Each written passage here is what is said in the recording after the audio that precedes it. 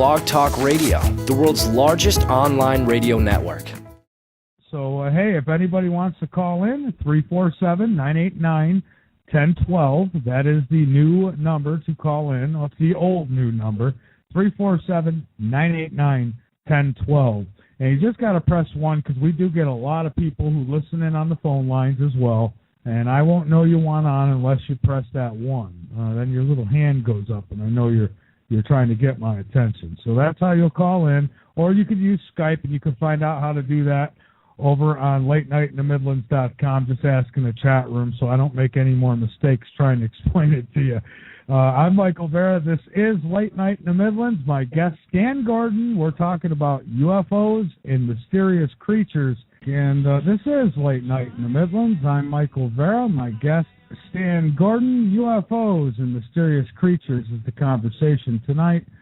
And, I'm kind of loving this myself. And, that was REM, Losing My Religion. Just thought, I'm not one for the organized religion. I think, God's great, and, you should definitely bring him as close to your heart as you can. But, as far as the religion stuff, I don't do much of that. I mean, to each their own. If you do, that's great. I have nothing against the church. I just don't do that myself. I used to, but I don't know. I've got a good relationship with God myself, and I don't need a middleman. It's just always how I felt about it. Maybe you feel different, but that's not the topic tonight, so I won't even go there, even though I just did. Stan Gordon, UFOs, Mysterious Creatures. The call-in number is 347-989-1012. Again, 347-989-1012. Press 1 so we know you want to get on. You can call in using Skype as well. So let's get back to it here and bring Stan back on with us. And Stan, another great story you got for us. Let's hear it. Yes. Before we get into it, I'd like to remind your readers that if they want to get updates on reports here in Pennsylvania and look at some of these reports, they can get on my website, which is stangordon.info, I-N-F-O. And also I want to mention there's some interesting upcoming events that people may want to attend, some really interesting conferences coming up, and I'll be speaking at some of these. This weekend we have the Big Mothman Festival in Point Pleasant, West Virginia, September 15th and 16th. And then September 29th and 30th, we have the 2012 MUFON Philadelphia UFO Conference, which will have some big-name investigators there. And then on October 13th and 14th, we have the Pittsburgh MUFON Conference, and I'll also be speaking there as well. And there's other events on my website, so they can go to my website and get more information on these events. And we're trying to get my site updated fairly often as reports are coming in. So they may want to check my website out to find out the latest details. But another interesting case has been this strange winged humanoid report that I started investigating last year. And the first report I got was March 18th. This is up Butler County, north of Pittsburgh. And I've interviewed the witness many times. The guy's is a very good background. We were able to check him out. He's a businessman. And he was traveling between the towns of Chicora and East Brady in the early morning hours of March 18th. And he said this was the freakiest thing he'd ever seen, and it made the hair stand up on the back of his neck. But he said he was riding down the road that night, and about a quarter mile away, he observed something on the right side in the grassy area. And he first thought this was a deer, and he stepped on the gas to move closer to get a better view. And about 50 yards away, he observed something that appeared to be hunched down and then stood up. And then he observed this very tall, muscular creature. And he said that the high beams of his vehicle hit the creature, and he watched as it walked in front of one of those big yellow reflective road signs. So he got a really good look at this thing as it crossed the 2-lane road in 3 long steps and continued into the woods. And he said what he saw, and he made it clear to me. He said, I've heard people say they've seen Bigfoot around here. He said, this was not a Bigfoot. He said it was at least 8 foot tall, but it had smooth, leather-like skin, but was either dark tan or light brown in color. And the creature never looked at him. He only saw it from the side, And he said the head appeared to be flat in the front section, then rounded out. He said the top part of the skull was like an aerodynamic helmet, and the top was not quite a point, but looked like a ridge on top of the head. The face was flat, and the eyes were not clearly defined, but the man thought that they may have been pointed in the corner. The ear was observed on the left side, was long and flat, and came up and back, was pointed backwards like a flap. The arms were very muscular and a little longer than that of a human. The hands looked more like claws, but the number of fingers were unclear. And he said one of the physical traits that stood out was it had extremely muscular legs. And he said it was hard to explain, but the legs did not move like that of a human, and they looked like they bent backwards. And he said what appeared to be wings on its back were tucked into its body, with the wingtips extending towards the side of its head. He said there was no unusual sound or smell. He watched the thing for 7 to 8 minutes, and as he approached the area where the creature had walked in the woods, he slowed down, but he could no longer see it. He went back to the site the next day to look for tracks, but the ground wasn't very good. There was no tracks there, but he measured the height of the sign. It was a little over 8 foot tall. So this thing was about 8 foot 4 inches tall from what he could tell. Now, that's really interesting, and the reason it's interesting is because there's a local group up in that area. It's called the BORU, it's the Butler Organization of Research on the Unexplained, and it's headed by a fellow named Dan Hagman. And Dan received other independent reports around the same time from other people.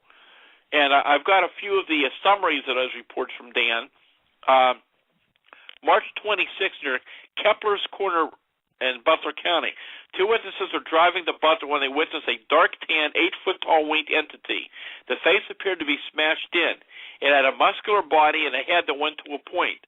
The arms were long and appeared to have claws for fingers. When across the road, it seemed to elope with each stride. The witnesses stopped the car in shock and sat there until another car came by and they had to move. The witnesses wanted to take a lie detector test to prove what he saw. Another case up in that same area where the first report happened, a witness was riding in his motorcycle 2 miles past a custard stand and saw a large animal. It was bent over as if looking for something. As it got within 75 feet of it, it stood up. It was at least 8 to 9 feet tall. The arms hung down below its knees. The skin looked like leather, and it was very dark. Its eyes were swept up in the corners, and it had a pointed head. It was very muscular, looked like it had wings on the side of its head. It also appeared angry. The creature then bolted into the woods. The witness said, if anything, it was like straight out of hell and needed to go back. March 2011 near Reimersburg. 2 witnesses that left the ice cream stand headed for Reimersburg does something crossing the road. They came to within 35 feet of the creature. Said it was at least 9 foot tall, dark brown skin, long arms, and broad shoulders. Had a pointed head, flat forehead, and pointed ears, and what appeared to be wings on its back. The body was extremely muscular, and there were 4 finger-like claws on each hand. The eyes were squinted but swept upwards at the corners. As the creature turned the whole body, it would turn. The movement of the arms were not normal. The mouth looked like a slit. The wings looked like see-through mesh, resembled wings on a bat.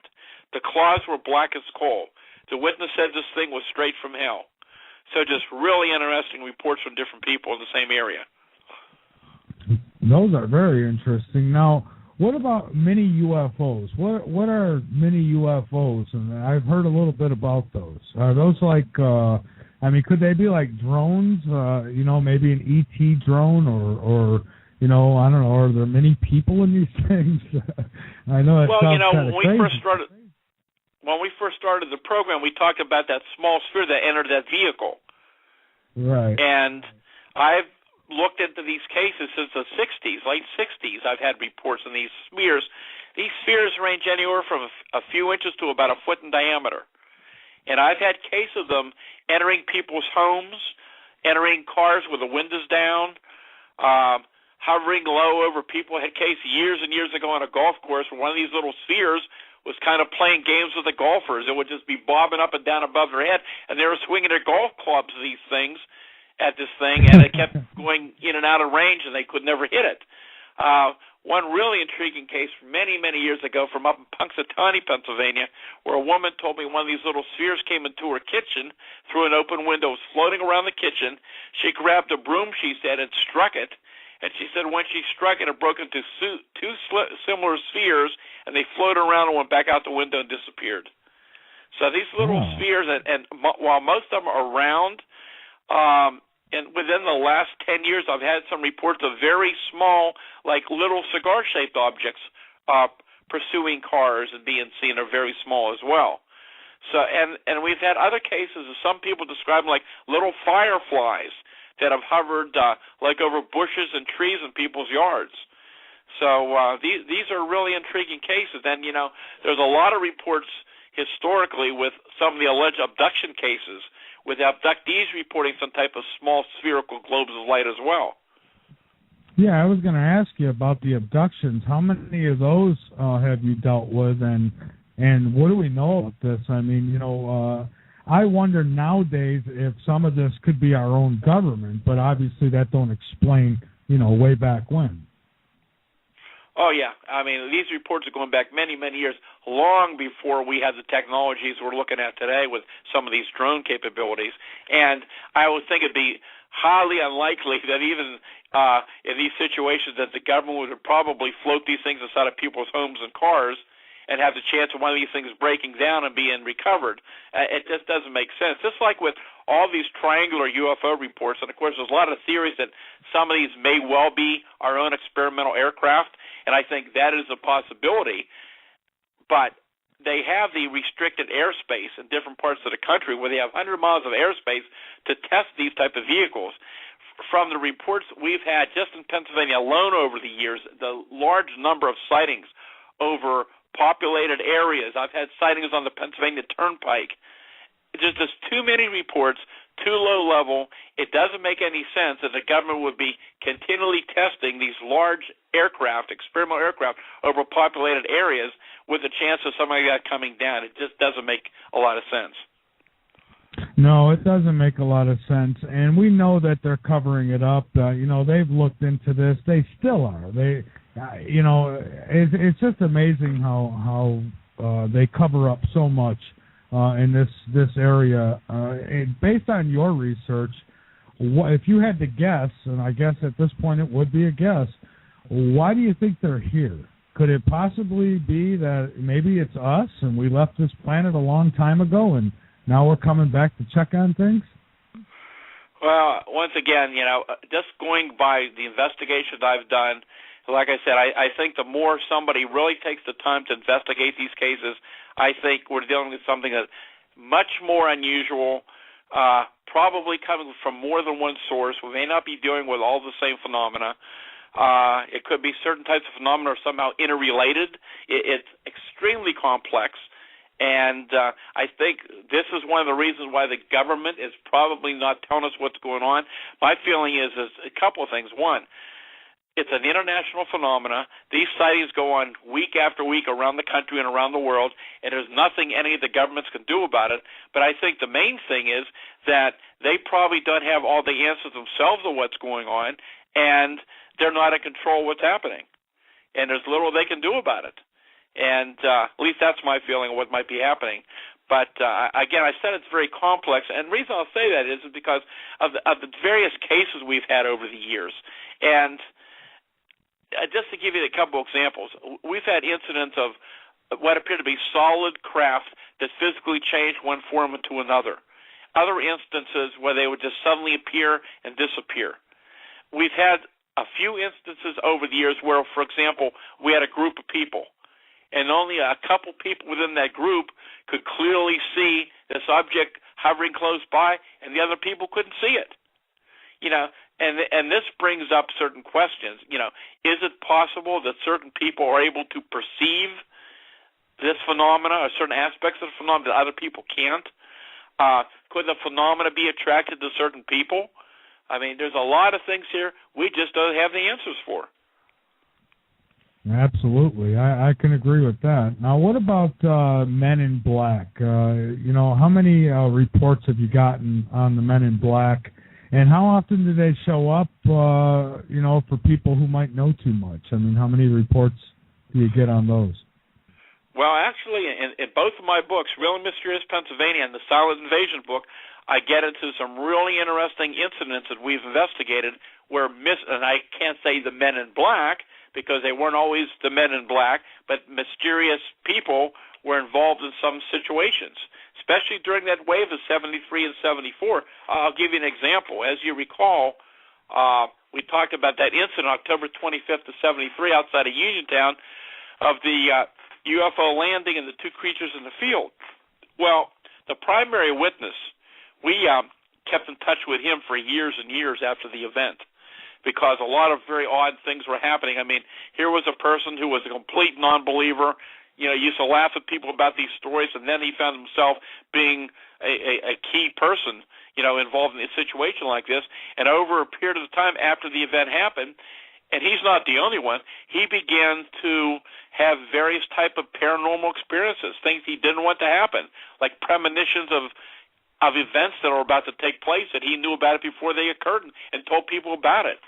And we were in touch with him for many years. And Dr. Berthold Schwartz, the late Dr. Schwartz, was a famous psychiatrist, and he came in and spent a week here after the incident investigating the case and interviewing all the people. He wrote up reports on this case and came away convinced that people were telling the truth about what happened. And because of certain aspects of the case, we never hypnotized the subject, nor did Dr. Schwartz. And that was it. We left it alone.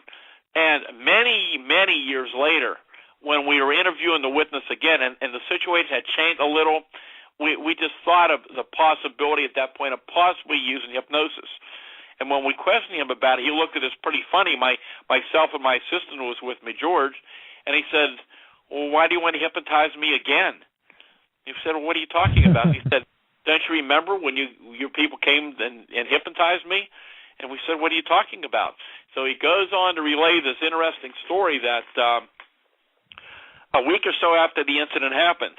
Now, we had interviewed him many, many times, and I was up there, and we did multiple interviews and full investigations after that incident happened.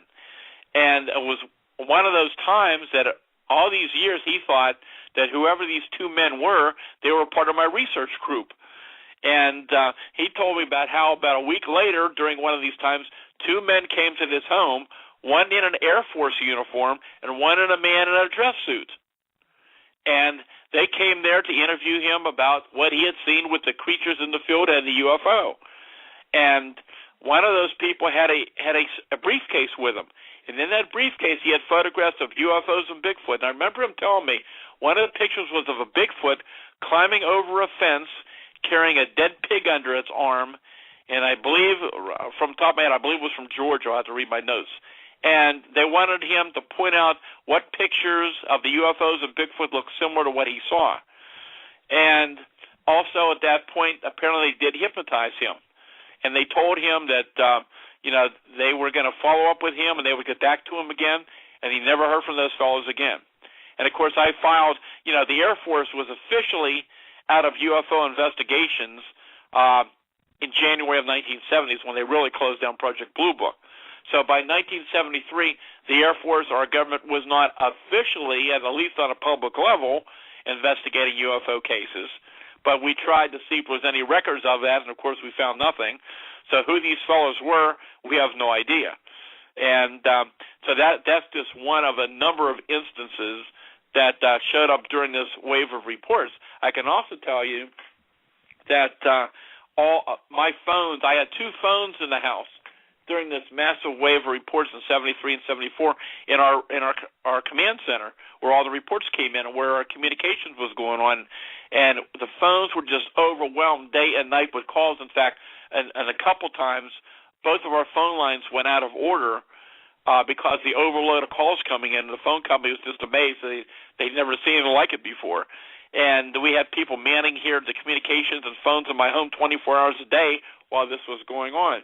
But on this one particular day, I got a phone call from a man who indicated that he worked for the government, that he was aware of the investigations we were doing on the Bigfoot sightings, and he gave me a name of a contact, a name of a government agency in Washington, D.C.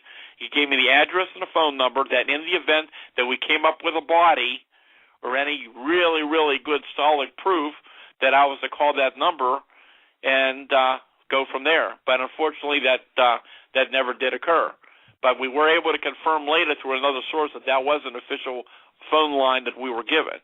And so a lot of intriguing things happened. And over the years, I've had other instances with UFOs, and going back to the Kecksburg case, actually, from what we know now, that there were men in dress suits at the scene that night that were apparently there among the military, and some witnesses said that these men in the suits seemed to be giving the military the orders of what to do. So I guess there's some fascinating stories out there, and who these people are, we just really don't know. Well, I had to laugh. One of my listeners in the chat asked if there was ever any cases of any women in black, and I don't know. You know, I've heard cases of these things. Some think that they're mechanical or half mechanical, half human, and I've heard that about the Greys as well. So, you know, who knows? But no cases of women in black, right? I've never heard of it. I've never had any, and I can't verify this, but going from memory, it seems like during the investigation, I think it was the Mothman case, some of the cases in West Virginia back in the 60s, that there were supposedly, I think, some women involved in those cases, but I can't swear to it. How much do you put into the, I hear this a lot from some, so I thought I'd ask, how much do you put into the fallen angel theory when it comes to aliens? Well, you know, like I said, I don't have the answers to what's going on. I keep an open mind to all possibilities, and I've had, over the years, especially after I started publishing information back in the 70s about some of my findings with the Bigfoot phenomenon and the fact that we might be dealing with something that, for a better term, may not be a normal flesh and blood animal, may be interdimensional. And I had various religious leaders from around the country contact me and, you know, felt that there was something connected with that. And, you know, who am I to say who's right and who's wrong? All I do is gather the information, try to find some answers, and I surely don't have all the answers. And that's what I like about people like yourself, is that you keep an open mind. You understand that you don't have the complete answers that we're all looking for, so you don't make a judgment on it.